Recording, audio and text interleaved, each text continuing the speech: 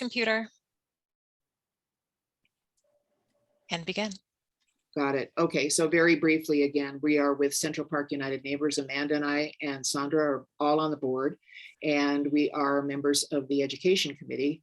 And Amanda and I are co-chairs of the Education Committee.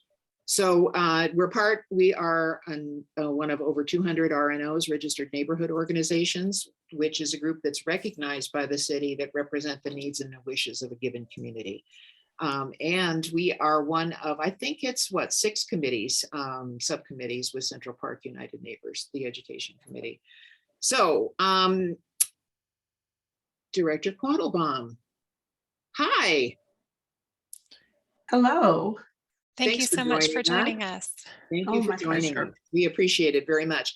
And just very briefly too, before we begin, the Education Committee determines the needs and provides support for educational issues for Central Park neighbors of all, and I want to stress that, all ages. So keep that in mind.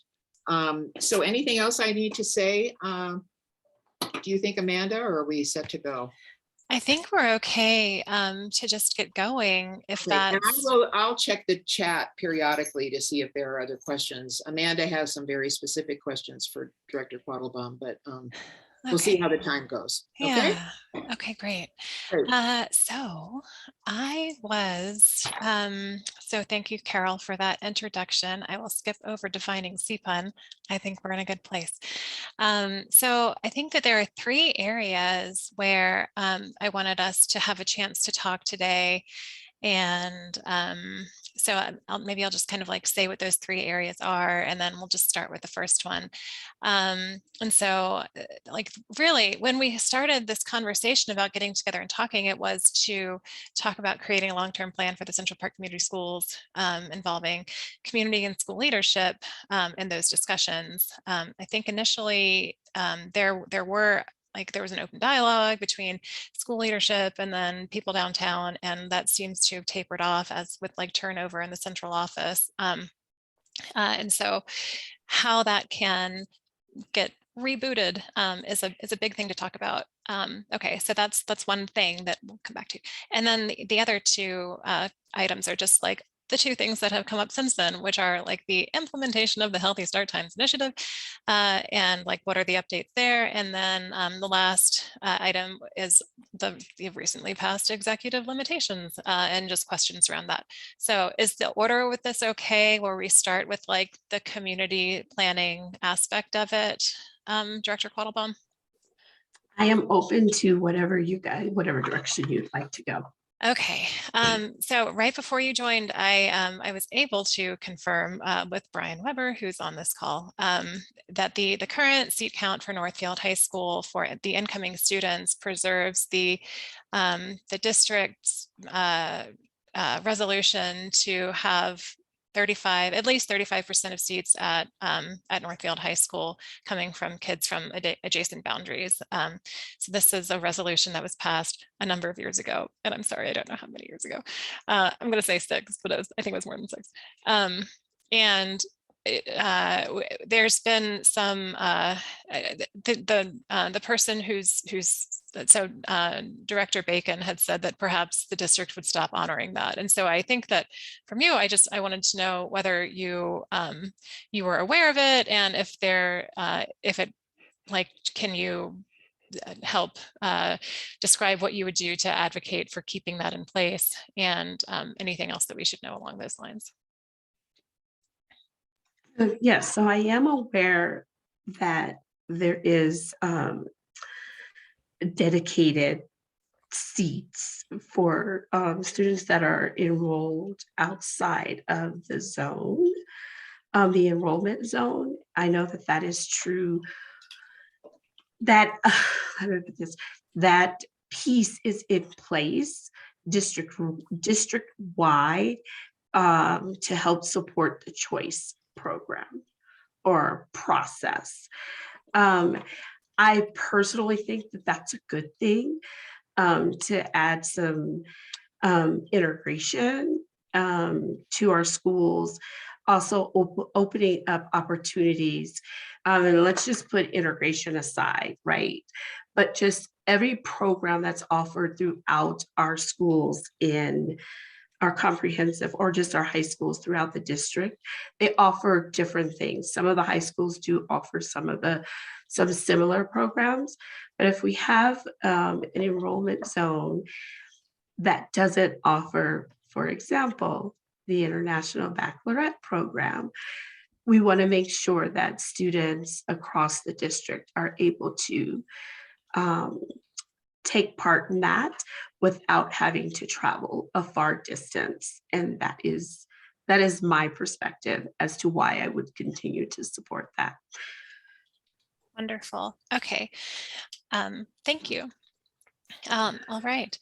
And so I also wanted to talk about the plans or anything that you might know about the last parcel that's available for development in this community for something with education. Do you know what I'm talking about, first of all? And if not, I can elaborate. But if you already know, it's called Park Street 2. Do you want me to talk further about describing it? Yes, I mean there are a number of land I'll say situations or considerations.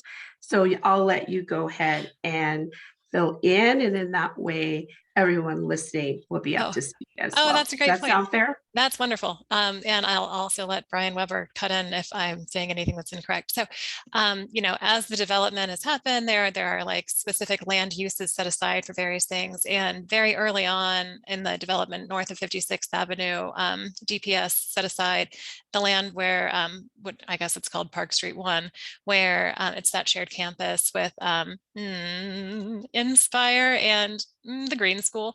Yes. And then north of that, a little bit farther north of that, I'm guessing on Park Street, there is an additional campus that's just land that is undeveloped. And there's not a current plan for what's going to go there. And just with an eye on like capacity needs across the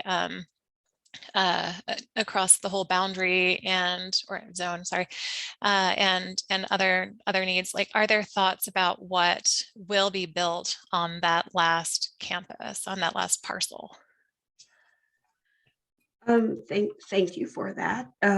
So my understanding is, this is just my understanding, and please bear with me. It has been 4 months since I've been on the board, but we have not entered in, or at least I have not entered into those conversations about that parcel of land, Okay. that specific one. Yeah, I can tell you when I was on the bond committee like 2 years ago, it was like right at the start of COVID. It was discussed whether money should be set aside to build on that campus, and they decided not to prioritize funding that. I forget what like the number.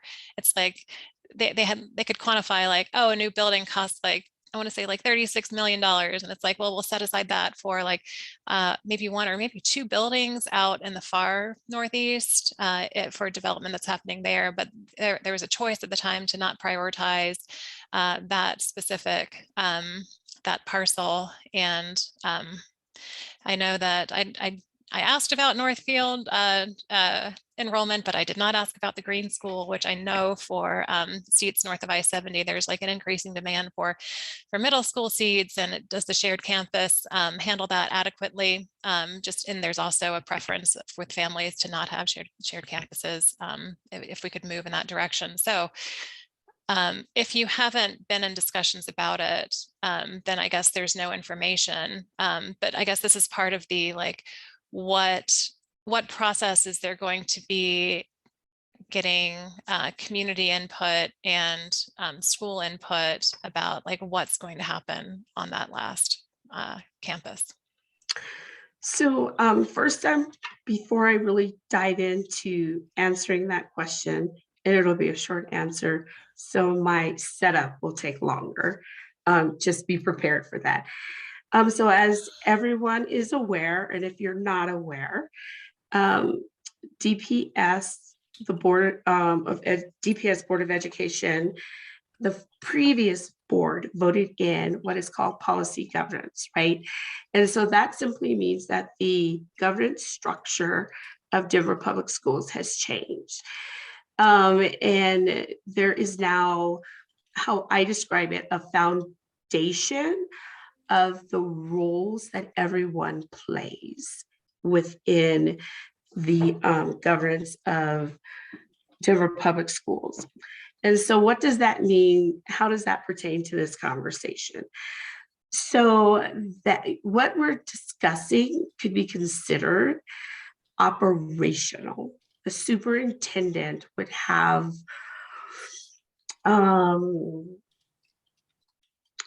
this would fall under the role and responsibility of the superintendent.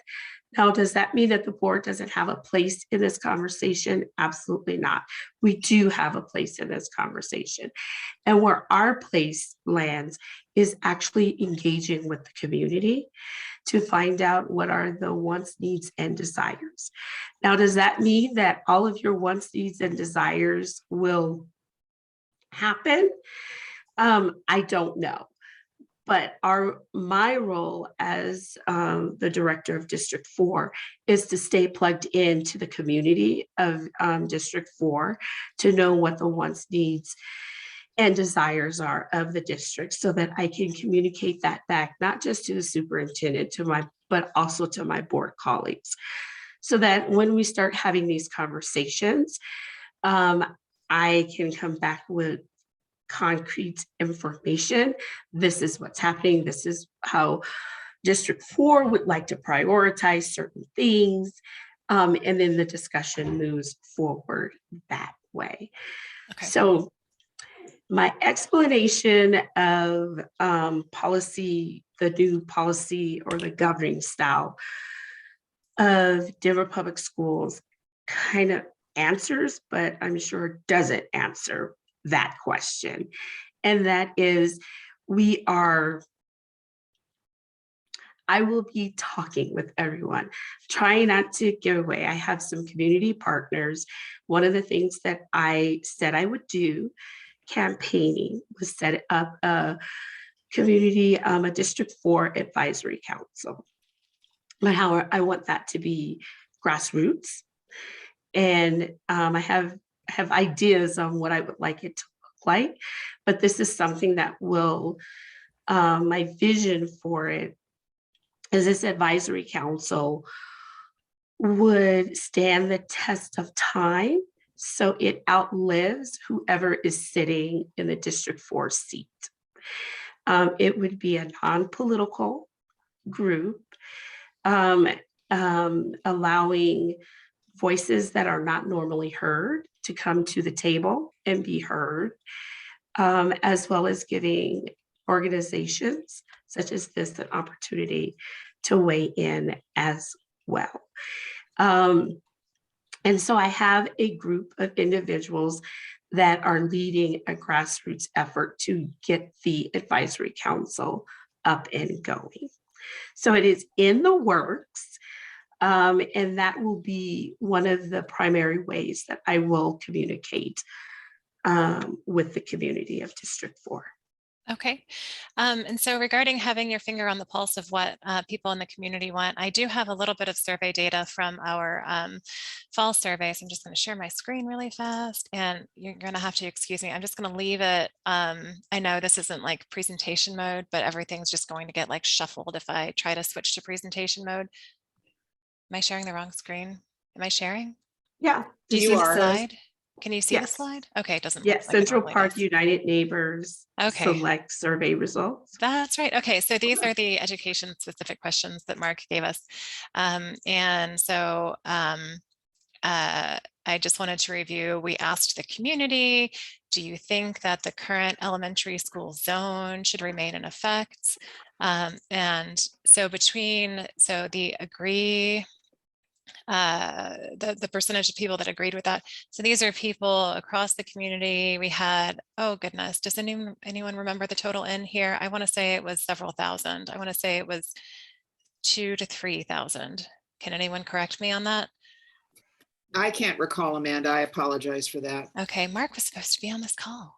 I know. Do you mean who It's okay. back, or do you mean who it was sent to? What's don't know that? how many No, were the returned. respondents. Yeah, the Oh, number I of don't know. respondents. So yeah, okay.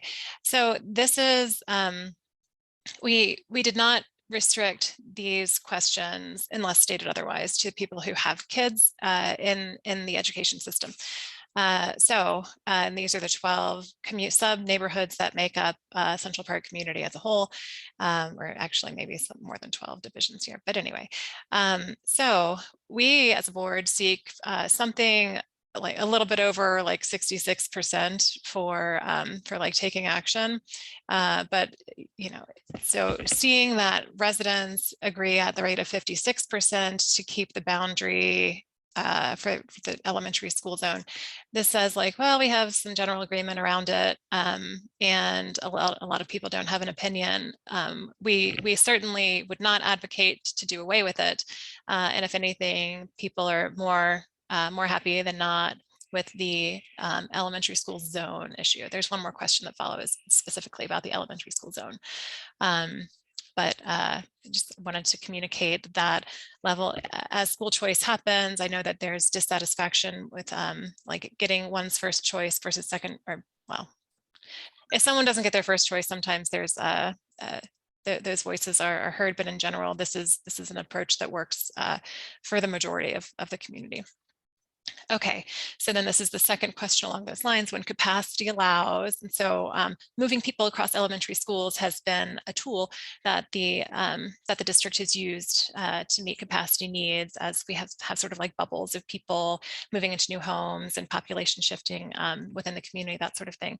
So when capacity allows, people were asked, should there be an additional priority given to families residing on the same side of I-70 as a school? You know, like the priorities in the choice system are like, are you a faculty member at the school? Like, is this your kid that's going there? That sort of thing. So this would be like an additional priority for people within the community. And in general, we do see support for that here. So that's something that we could revisit in the future when things are ready to move in that direction, perhaps. Okay, and so focusing on Northfield High School, if you have one or more children in or under 8th grade, so this is a restricted sample of people responding.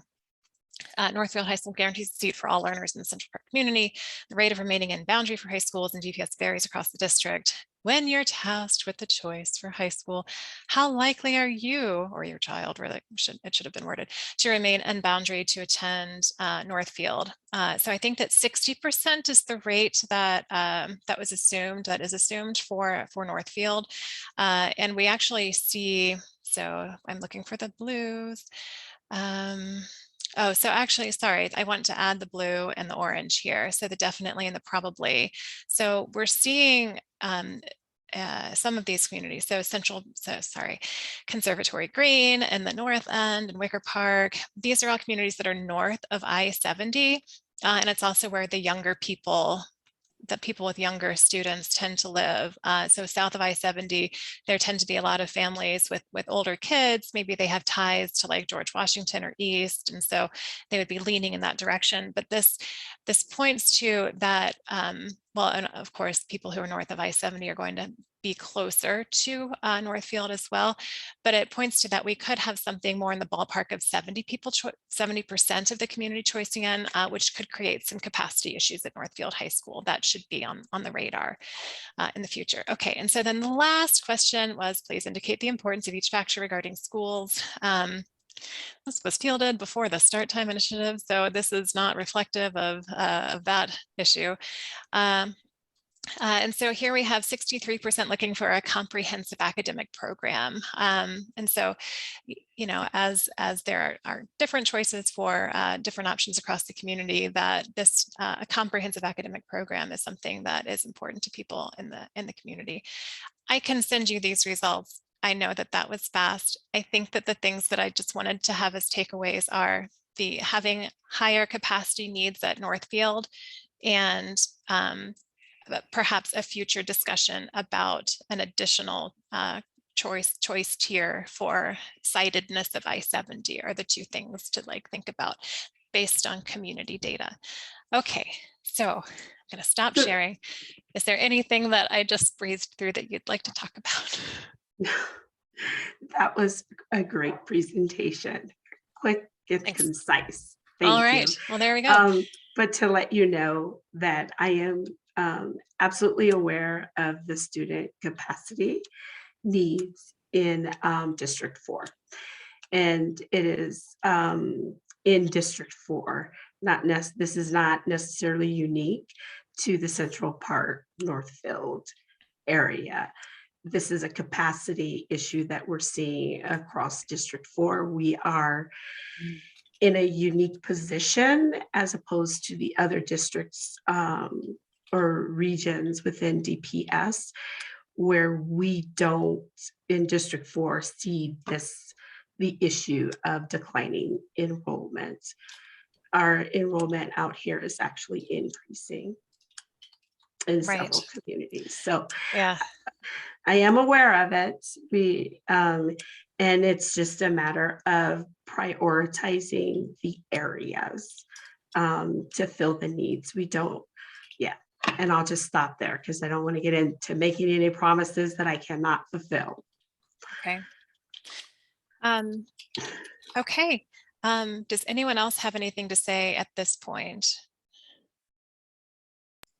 I have one little thing to add. Hi, Michelle, how are you?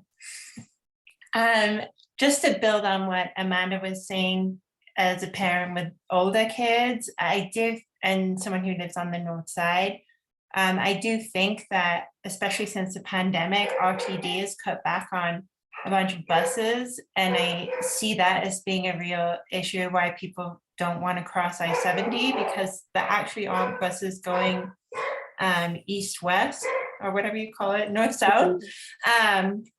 Like there's the 15 and the 20, but and I know that they don't provide buses for high schoolers anyway, but it might be something in the future to consider working with RTD to just like get those bus lines kind of synchronized with the school start time. Because it's been, I know there are so many, and it's hard riding your bike across I-70. So Yeah, that's the feedback I get from parents and high schoolers, and they're really the only people I talk to. Hi, Anna, and thank you for bringing that up. And so, I just want to tell you, thank you for being awesome. Oh, stop it. So this actually is something that has been brought to my attention. We do have a concerned community partner, community member that has brought this to my attention. So I have been trying to work on this. I cannot do anything for this school year. And so what I've done is I'm working in collaboration with Dr. Marrero's staff for a solution, as well as Councilman Herndon's office looking for a solution, as well as RTD. And RTD is really where we have to focus our attention. And so having just a very frank, personal conversation with board members of RTD, kind of like off the record, but on the record, what was passed along to me is RTD needs the community. This is my interpretation of what was said. RTD needs the community to begin flooding them with requests for increased bus services and what the needs are specifically, so that they can move on that and say, this is what community is asking for. We must find a way. So from that informal conversation, that was my takeaway. That we need to, and once I get the advisory council up and going, this would be an example of something that the advisory council would get that information, receive this information, and then we can collectively start working on what is the best way to launch a campaign, to get action sooner rather than later. What role who's going to play a role with RTD, who's going to play a role with the Denver DPS Board of Education, who will play a role with the council, city council. And so it's very strategic. I operate that way. I like to have a plan and then execute it, and knowing what our end results are and working towards that. Like, and I'm even okay with, this is the whole thing. This is what we want, but this is what we will take as a filler until we can ultimately get the real solution. So we will take this right now to fill an immediate need.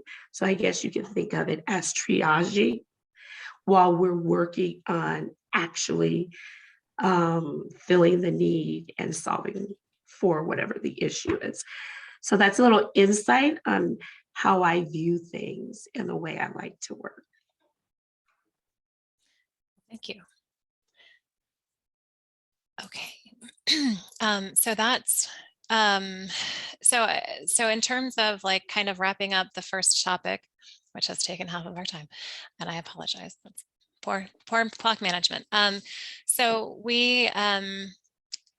there's not a known plan for how the community can be, how like the community leaders, like the school leaders, can be re-engaged to come up with just a regional plan for this, for like the elementary school zone. Is like, are there just regular meetings with like people in the zone? It seems like that's something that the district should be facilitating, and they should have someone's ear. When can that start happening? So that's something that actually falls into the operational bucket. And so Dr. Marrero is having meetings with school leaders. Okay. That's something that he started at the beginning of the school year. Okay. And so those conversations are happening. I am not in those conversations when he's speaking with school leaders. Okay. Is there potential for us to have like more of an open and transparent interface with the district, like around these issues, because of the capacity, because of the zones?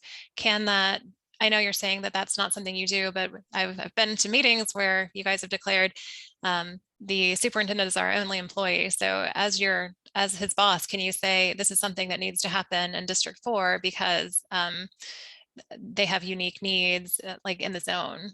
Can we make that happen?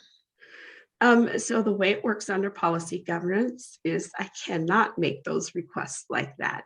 We have to, it has to be tied, whatever request I make for something this large, and especially because we're talking about millions of dollars, which would come before the board as a whole. When we're talking about building schools and things like that, that comes to the board as a whole. So any recommendations, so let me start here. So prior to November, the last board meeting in November, a school board member could put forth a resolution, which is what happened with the Healthy Start Times. You get support, you put forth a resolution, and then the superintendent and the board jointly act on that resolution if it passes. That is no longer how we govern. So we govern through creating policies, and that policies under policy governance simply state how we interact. So how does the superintendent interact with the board? How does the superintendent interact with community? How does the board interact with each other and the superintendent and community? And so it's, I guess, more relational. That's what our policies are. Then I'm going to jump to, we have what's called end statements or goals. And these outline these are the priorities of the district. When we, on the table, we have one coming up for a vote to, excuse me, to expand our in statements. Sorry, I want to pull them up.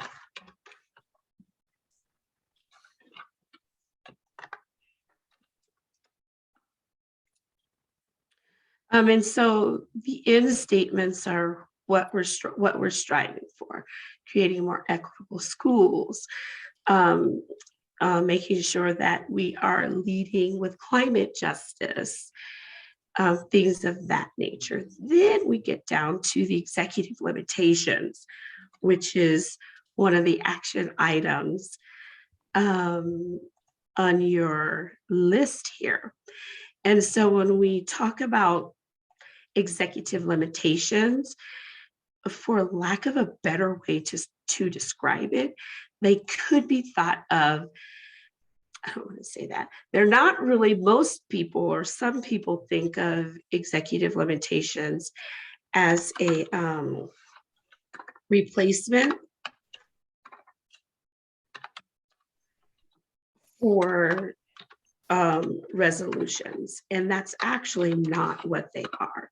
We can not just say we'll just do a resolution or an executive limitation and then the superintendent has to act on it. Superintendent definitely has to act on any executive limitation that we put that we put forward, and that's just, the executive limitations are just telling the superintendent. These are, we have our end statements, our ends policies, and there are a total right now of 5, and we will take a vote at the end of this month on a 6th one. So the first one deals with equity.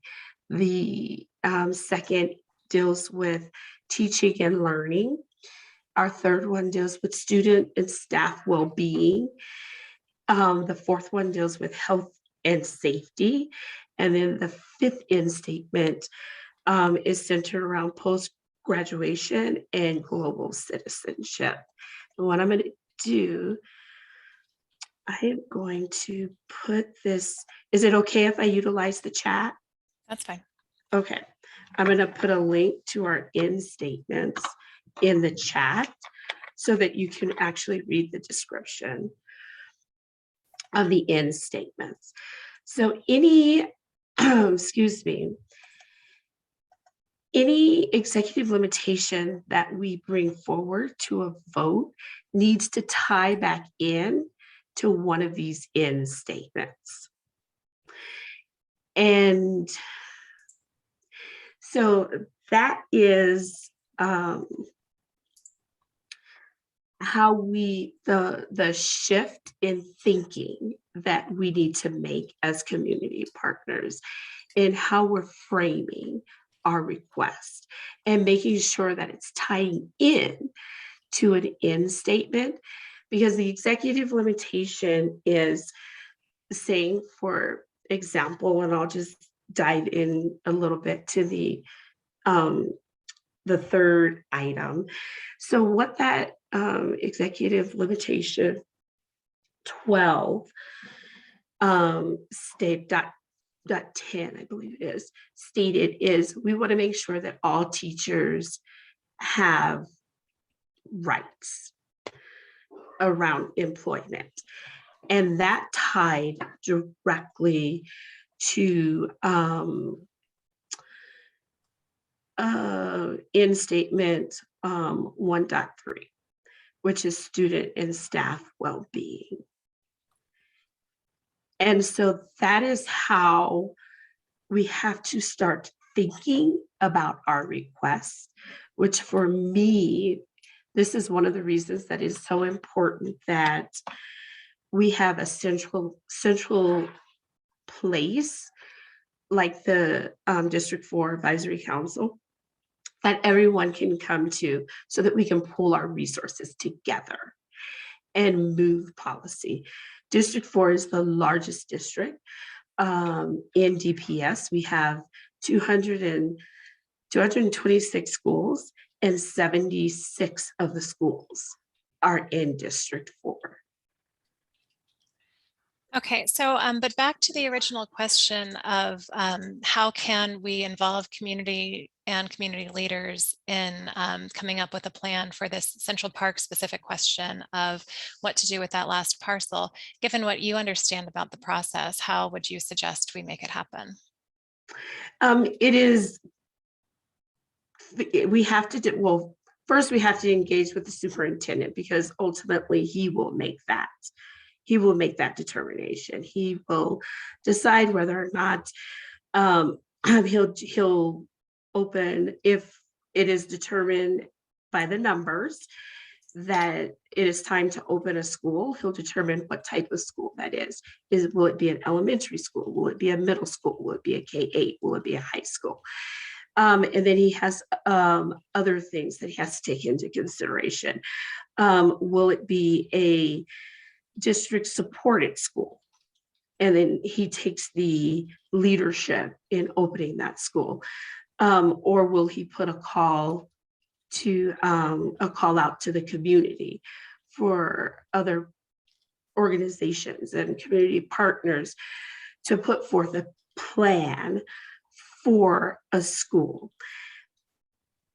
So with that is where I come in, is actually getting community together to have the conversation, like the survey that you did, right? But this time we go a little deeper into it so that we can really begin to capture themes of what the wants, wishes, and desires are of the community. And then I can take that back to the superintendent, back to the board, and say, this is what community is saying. So how soon can we start that process for this parcel in Central Park? I cannot commit to a date on that. Okay.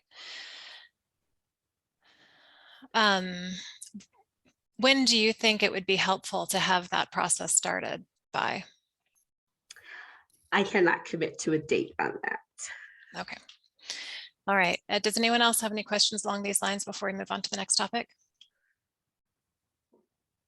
I have a question. Hi, my name is Chris Broderick. Michelle, I am live in Central Park, and I'm writing for the Front Porch, which is the community newspaper for Central Park and surrounding neighborhoods that Brian is now publisher of.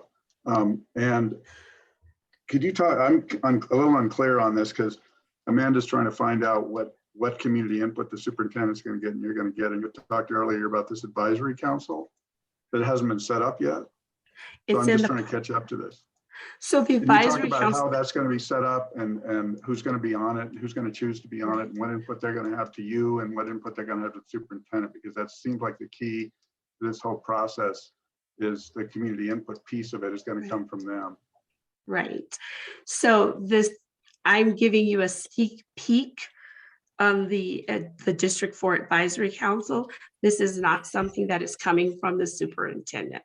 This is me living in this community and recognizing that there's a need to bring all of our voices together so that District 4 starts operating as District 4 versus in silos, right?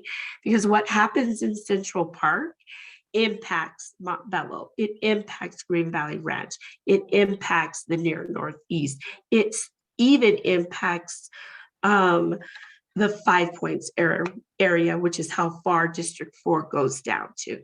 So the advisory council, that is a Michelle thing, coming from being an involved community person, a parent of not recent, but DPS graduates. So does that answer your question about the advisory council? It starts to, but how many people are you talking about? Who's going to pick them and when are they going to meet? And what are they going to do? Any kind of community meetings or anything like that? Right. So yes, there will be community meetings. There is a team working on that, and there will be a call out. So it's been delayed because I recognize the need for me as the board director for District 4 to step out of that process. So the call out will go to school leaders and tapping into parents, families, guardians, students will be on it, as well as organizations. I know you guys are on the list for a reach out to participate in that, as well as some other District 4 centered organizations to weigh in on that. Now, I cannot tell you because I stepped out of it so that it's more grassroots. There are some answers that I can't give you because I'm trying to step away from that. So it's not a Michelle thing, but it truly is a District 4 advisory. What timeline have you council. given the people who are putting that call out for coming back with the names and the formation of the committee? So the long term, I'm going to start at the end, is for this to be the advisory council to stand up by next school year. So by the fall of 2022? Yes. Okay. So that, let me just ask, because I was concerned about the timeline or interested in the timeline here. So Central Park United Neighbors would be notified, our board. Yes. And then the front porch would be notified so that they could place, and in fact, they have a back page that is very generous in terms of giving information from Central Park United Neighbors and that sort of thing. So I just want to, it's like I want you to name names, you know, in terms of who's being contacted and then when. And it was helpful for you to say, yes, we're going to get this going by the next school year. So does that mean that there's going to be some activity over the summertime in order to get this running by the time school starts, 23? Yeah. Yes, yes, there will be. Okay. Okay, and then is this the same way that the superintendent will get feedback for how to form a plan for, I know you're saying that things that happen in Central Park impact the rest of the district, but you know, being Central Park United Neighbors, my concern is that there's a plan for the schools in this community and the parcels in this community. And so is that the sort of thing, is this advisory council the way that the superintendent will get feedback from the community for how to plan the long-term needs for how to plan for the long-term needs for this community? It's one way. I cannot speak for the superintendent on the different methods that he will use, but this will definitely be one of them. Okay. All right. Are there any other questions or comments right now? Okay, so the last two topics that we have 12 minutes to discuss are just to ask if there are any updates on how the Healthy Start Time initiative will be implemented. And then some specific questions about that are, can schools opt out of busing altogether if they want to use other, I don't know, will they have that flexibility if they don't want to have like busing dictate programming at their school? And can you comment on how in the future the board might better communicate the downstream impacts of policy before adopting policy and then declaring that major changes in operation will thus be required to achieve those ends? So I don't have information on Healthy Start Times and what that will look like. We are still waiting for Dr. Marrero to present his plan to the board. And what he's doing is he is honoring the resolution that was passed by the previous board and bringing it in. And we just haven't received his plan on that. So I don't have those answers for you. Okay. Do you know, so if he's going to present a plan, do you then approve the plan? Or like what's involved with him presenting the plan to the board? So he will be informing us how he is going to meet the requirements spelled out in that resolution. So that's what his plan will do. It will simply say, this is the resolution that was passed, and this is how I am fulfilling the items within the resolution. Okay. So there's no word about like entire like types of schools that might have bust and cut, which could perhaps end programming for like Polaris and Maury and DSA and those. You don't know anything I about don't have that that. information. Okay.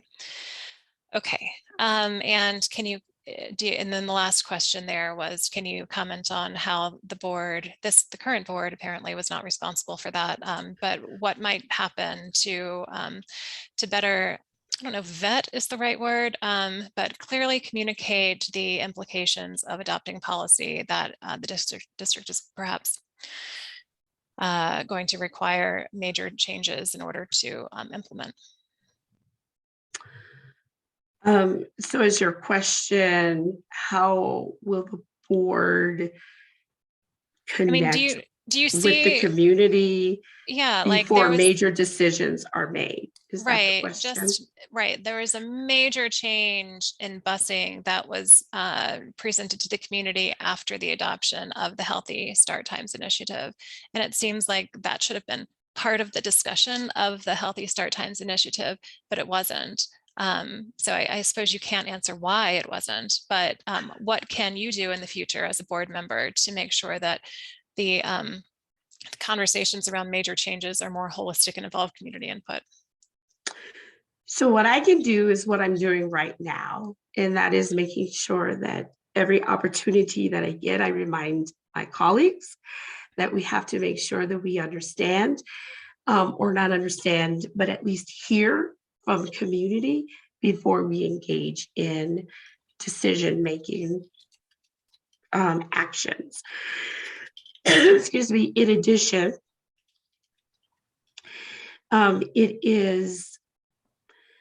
we also need to have more open discourse with each other so that when you're plugged into the school board meetings, you know what we're thinking about doing because we're discussing it. That is actually one of the key elements of policy governance, is that the community hears us talking about the very things that we're thinking about so that there are no surprises. Which is another reason I know I keep mentioning this advisory council that hasn't been set up, but I need you guys to know that it is being worked on because it was something that I said I would do, and I'm following through with it. I believe in doing things well versus doing things fast. So that will be one way for me as a representative of District 4 to connect with District 4 about the things that we're discussing as a board. Okay. And speaking of doing things fast, the executive limitations that were just passed changed right before the final vote. You voted no. Do you want to comment on why you voted no and perhaps what the community needs to know about the current executive limitation that was in fact adopted?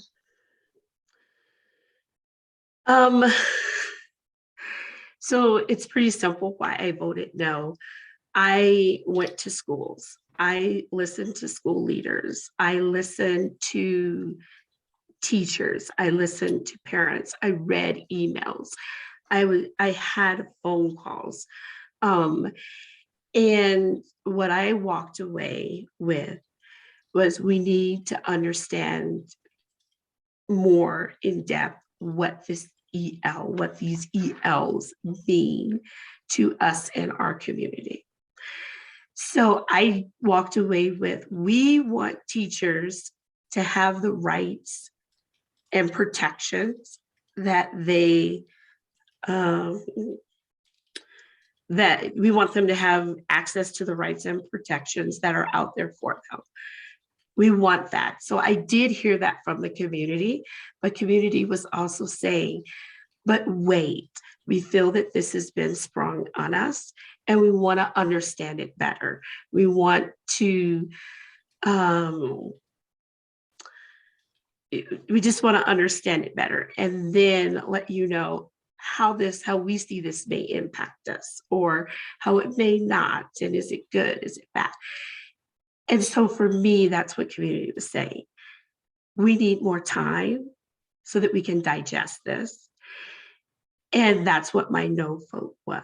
It was in response to what I was hearing from the community. And that's it in a nutshell. Yeah, and that is what I was hearing from this community as well. I'm just wondering how it passed. But okay, thank you. We have a couple of people, unless you want to add something, Amanda, who have their hands up. Oh, and I didn't realize that. Yeah, Yeah. go to questions. Go to questions. Yeah, Jonas. Hi. Hi, Hi, sorry. question. Jonas, you have your hand up. Did you know that you have your hand One up? elementary school one heading my wife. Oh, there you go. Yes. Can you hear me? Yes. Oh, you froze again. Question around.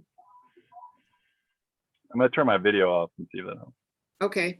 Can you guys hear me now? Yes. Yes, sir. Is that better? Yes. Okay, thank you. So my own is still 2 kids in DPS, and my wife's a teacher in DPS as well within the Park area. And I just wanted to share, and thanks for sharing how the process is going to work on the Smart Start kind of time. I just wanted to share my concern, and if you could kind of take that consideration back to the board when you meet the superintendent. I just feel like it's a really big inch in the option B and C to cut the busing and to prioritize Smart Start times over access and public transit to schools. I think is a fundamental flaw with the philosophy of how it's adopted. Knowing we're a enrollment zone, we put our first choice for our school right down the street. We didn't get it. Luckily, the second choice is a great school. We're happy with it, but it's 5 miles away. And if the buses are cut, my child will have no way to get to that school. And it seems like any policy that would cut access to any student shouldn't be considered as an option. So I really hope you take that feedback into consideration. I've done the survey. I've emailed the superintendent. I've sent you an email. So thank you for listening, and thank you for the opportunity to share that with you. Thank you. Yeah.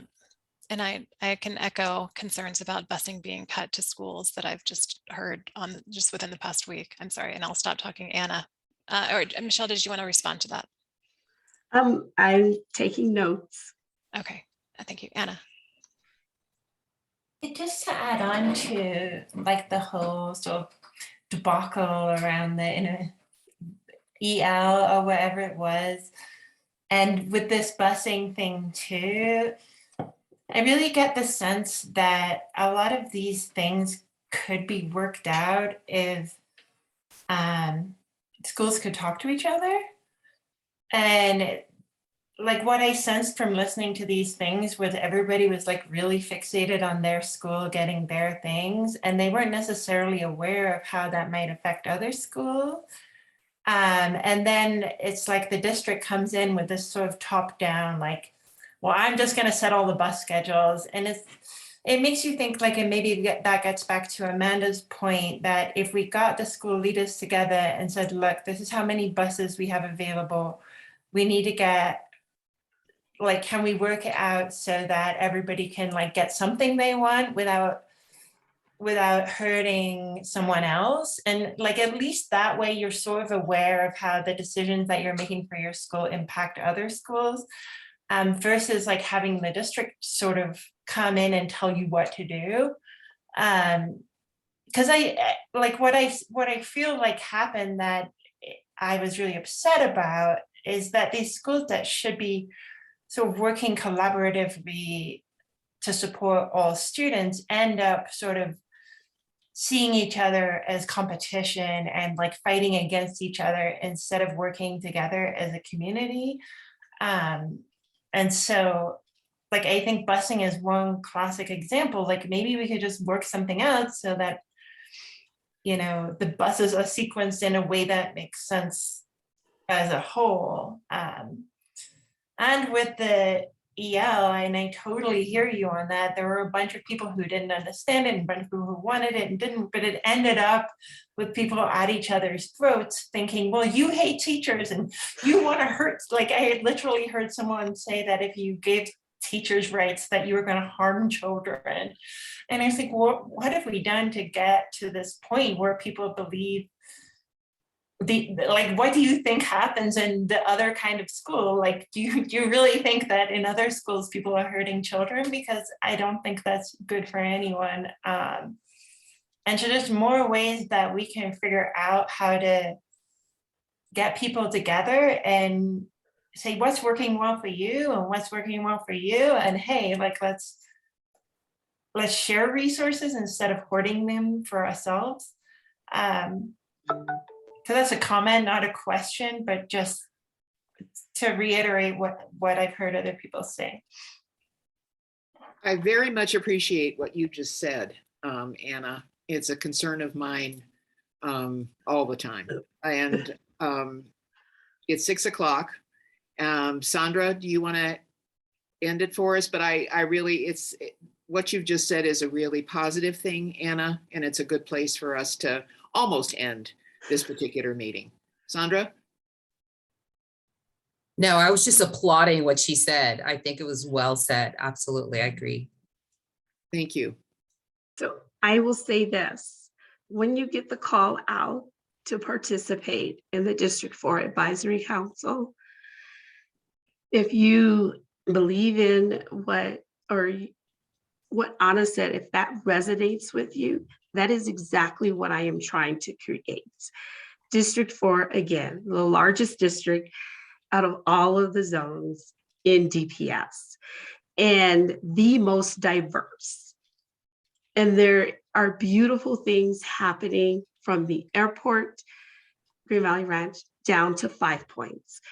And we have to communicate with one another so that we know and we can actually see how we are all tied. And sometimes it is okay for us to advocate for a different community, and then that community turn around and advocate for your community. Right. And so that is what I am trying to build a very strong District 4 that will stand the test of time. Because of the diversity in our community, we can be the standard for DPS. And I believe that to my core. It's something that I believed before I was in this role, and working throughout DPS as a parent and an education advocate. That is the core of who I am, bringing us together so that we can see what we have in common and not become fixated on what our differences are or what our individual needs are, but seeing where our individual needs are interconnected with our neighbor, and even that neighbor we may not know. For some, this is a pie in the sky Pollyanna concept, but I believe that is the essence of who I am. And I've had the opportunity to have extensive conversations with Anna, and I think she can attest to this is who I am. I would like to say that this is not pie in the sky. I would like to say that this is something that could be a model for other school districts. Yes. Given what is going on in this country right now, let alone Colorado, with we all know that. I think that this is an effort that has to be pursued. Agreed. Anybody else have any questions, comments before we come to a close? We appreciate your time, Director. Thank you. Thank you. It was good seeing you guys, and it won't be the last. We have No, it a won't. lot of work to do. We do, but with joy. Yes, yes. Thank you guys. Thank Thank you. you.